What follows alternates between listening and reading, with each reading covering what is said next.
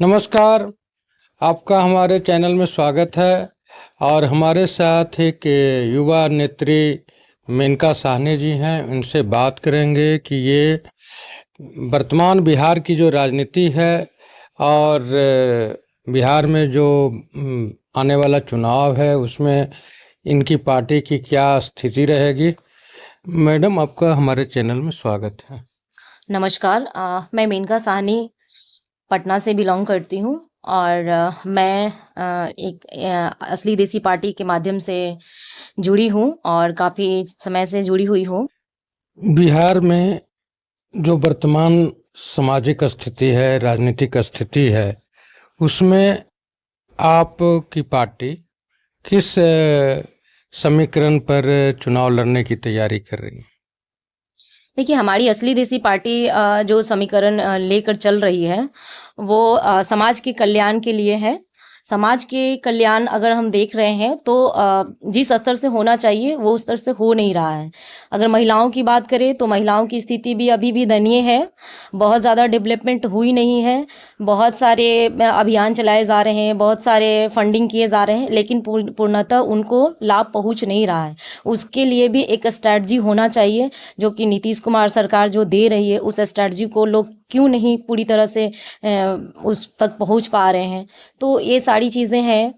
अगर युवा की बात करें तो युवा को जितने लालच दिए जाते हैं कि आपको इतने सारे जॉब्स दिए जाएंगे, इतने सारे वैकेंसीज आएंगे, तो वो वैकेंसीज भी पूरी तरह से नहीं आ पाती हैं। कहीं ना कहीं क्लाउज लग जाते हैं।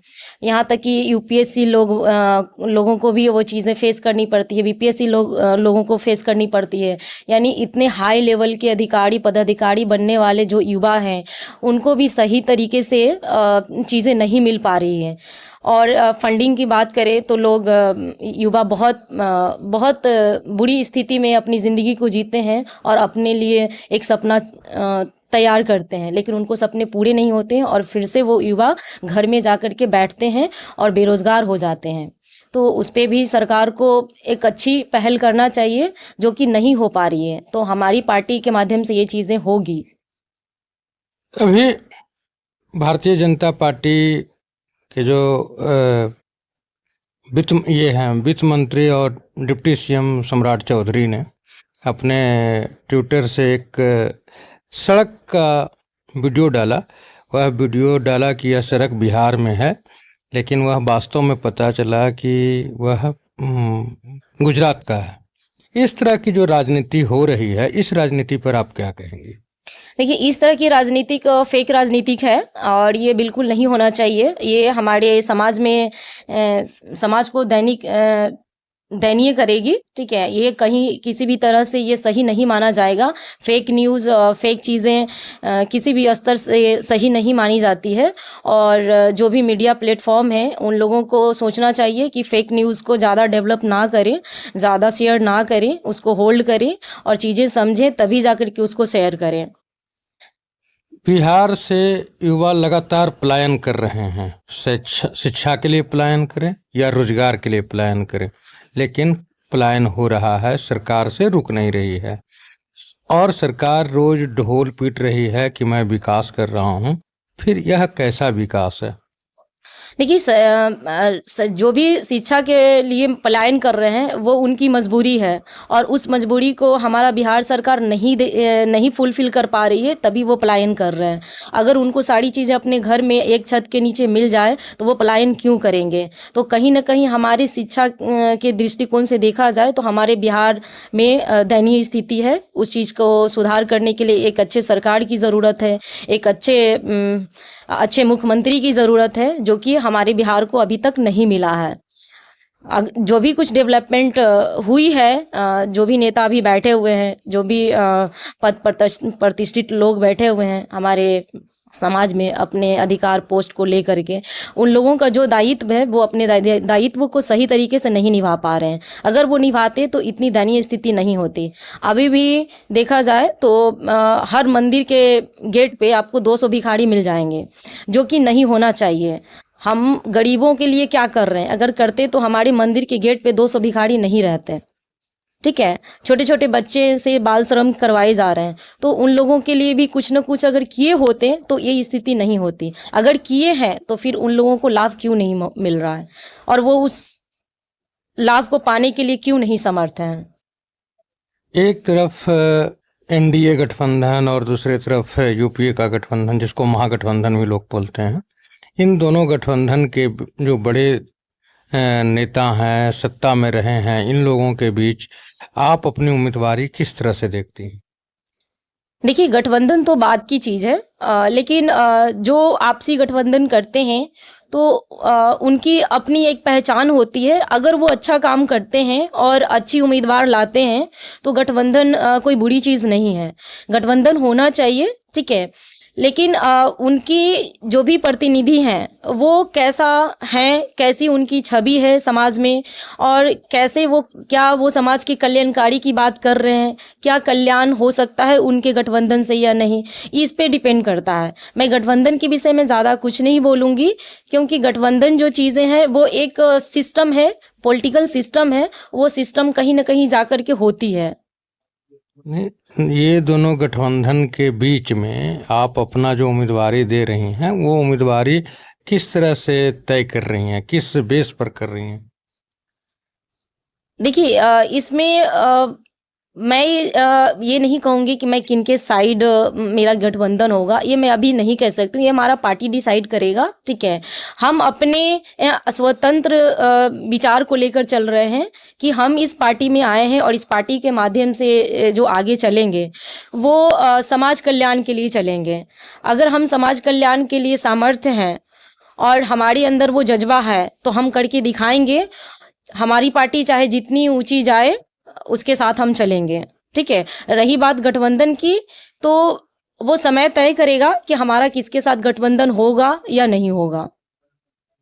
अभी हाल में देश के प्रधानमंत्री बिहार आए थे, उन्होंने 50,000 करोड़ रुपए का तोहफा दे करके गए हैं। इस तोहफा के बाद भी बिहार का विकास पूर्ण रूपेण नहीं हो पा रहा, इस पर आपका क्या राय? देखिए, जो भी सेंट्रल गवर्नमेंट तोहफा के रूप में देती है स्टेट गवर्नमेंट को, वो एक करप्शन का शिकार हो जाता है। वो पूरी तरह से जनता तक नहीं पहुंच पाती है, क्योंकि हमारे जनता और गवर्नमेंट के बीच में बहुत सारे बिचौलिए पाए जाते हैं। इन सारी बिचौलियों को अगर देखा जाए तो ये स्टेप पर, हर स्टेप पर ये लोग हैं, ठीक है।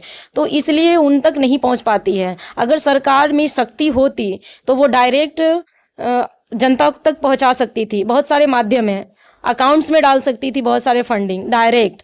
तो वो उस तरह के सिस्टम जनरेट करना पड़ेगा गवर्नमेंट को। उस तरह के सिस्टम नहीं रहेंगे तो ये बिचौलिए फ़ायदा उठाते रहेंगे, चाहे वो 50,000 करोड़ दे दें या 50 लाख करोड़ दे दें, उससे कोई फ़ायदा होने वाला नहीं है। बिहार की सरकार महिला सशक्तिकरण कर रही है, महिला संवाद कर रही है, उसके बावजूद जो हमारी लड़कियां हैं उनके साथ सामूहिक रेप या अन्य ऐसी घटनाएं घट रही है जिससे लड़कियां या युवतियां, महिलाएं सुरक्षित महसूस नहीं करती हैं। इस पर महिला का जो सुरक्षा है उस पर आपका क्या राय है? देखिए, महिलाएं तो अभी तक सुरक्षित नहीं हैं, ये तो 100% सही बात है। लेकिन महिलाओं को भी इसमें बहुत बड़ी कदम उठाने चाहिए। सरकार जो कदम उठा रही हैं उसको उनको तक फ़ायदा नहीं जा पाती है। इसमें महिलाओं को भी अपना चुनाव सही जगह करना चाहिए। वो अशिक्षित लोगों को चुनाव में खड़ा ना करें। वो अपने वोट से ऐसे प्रतिनिधि चुने जो महिला का कल्याण के बारे में सोचता हो। वो अंधों की तरह वोटिंग ना करें। वो ये देखें कि हमारे समाज में जो खड़े हैं, जिनको हम वोट दे रहे हैं, क्या वो एजुकेटेड हैं, क्या वो महिलाओं के लिए कुछ कर सकते हैं, तभी आप उनको वोट दीजिए, अदरवाइज़ आप नहीं दीजिए। ऐसा है, अगर आप एजुकेटेड लोगों को नहीं खड़ा करेंगे तो फिर बिहार का कल्याण कैसे हो सकता है? फिर वो महिलाओं के लिए क्यों सोचेंगे? महिलाओं को आगे आना बहुत ज़रूरी है। महिलाओं का दुख दर्द महिलाओं से ज़्यादा अच्छा कोई नहीं समझ सकता है। आपने कहा शिक्षित उम्मीदवार होना चाहिए। बिहार का मुख्यमंत्री एक इंजीनियर है, उसके बाद भी महिलाएं असुरक्षित है, तो फिर शिक्षित उम्मीदवार महिलाओं को सुरक्षित कैसे कर सकता है? देखिए, शिक्षित होना एक क्राइटेरिया है, लेकिन अगर पॉलिटिक्स में कोई भी मुख्यमंत्री या फिर मंत्री बनते हैं, तो वो शिक्षा को साइड रख करके अगर अनैतिक रूप से काम करते हैं, तो उनके लिए शिक्षा व्यर्थ हो जाती है। शिक्षित उम्मीदवार तो वो चुने हैं, ठीक है, नीतीश कुमार जी शिक्षित हैं, लेकिन वो अनैतिक तरीके से काम कर रहे हैं, ठीक है। उनकी काम में नैतिकता दिख ही नहीं रही है। अगर नैतिकता दिखती तो इतने सारे रेप केसेस, इतने सारे मर्डर्स नहीं होते। दिन दहाड़े लड़कियां स्वतंत्र रूप से नहीं हैं। अभी भी कॉलेजेस में, अभी भी रोड पे, सड़कों पे 9 बजे रात में, 7 बजे रात में, बहुत ज़्यादा रात नहीं उसको कहा जा सकता है, लेकिन रेप केसेस हो रहे हैं। तो शिक्षा एक क्राइटेरिया है, लेकिन नैतिकता होनी चाहिए, ठीक है, वो भी नहीं है। तो हमारे मुख्यमंत्री के पास वो भी चीज़ें नहीं हैं। अगर होती तो इतने सारे कांड्स नहीं होते। अभी आप असली देसी पार्टी के युवा नेत्री सह प्रवक्ता को सुन रहे थे, जो यूपीएससी की तैयारी भी कर रही हैं और आगामी बिहार विधानसभा चुनाव भी लड़ेंगी। इनके नज़र में महिलाएं असुरक्षित इसलिए है कि यहाँ के जो जनप्रतिनिधि हैं वो नैतिक रूप से अपनी जिम्मेवारी, जवाबदेही का निर्वहन नहीं कर रहे हैं। साथ ही यह कहना लाजमी होगा कि यहाँ के जो आम लोग हैं, युवा हैं, वह भी युवतियों के प्रति, महिलाओं के प्रति बेहतर भाव नहीं रखते हैं, इसलिए घटनाएं घटती हैं। अभी हाल ही में आपने देखा कि पीएमसीएच में एक लड़की आती है जिसके साथ किस तरह से दानवतापूर्ण कार्य किया गया था, जो घोर निंदनीय है। मैडम, आपने जो समय दिया उसके लिए आपका धन्यवाद। थैंक यू, आपको भी।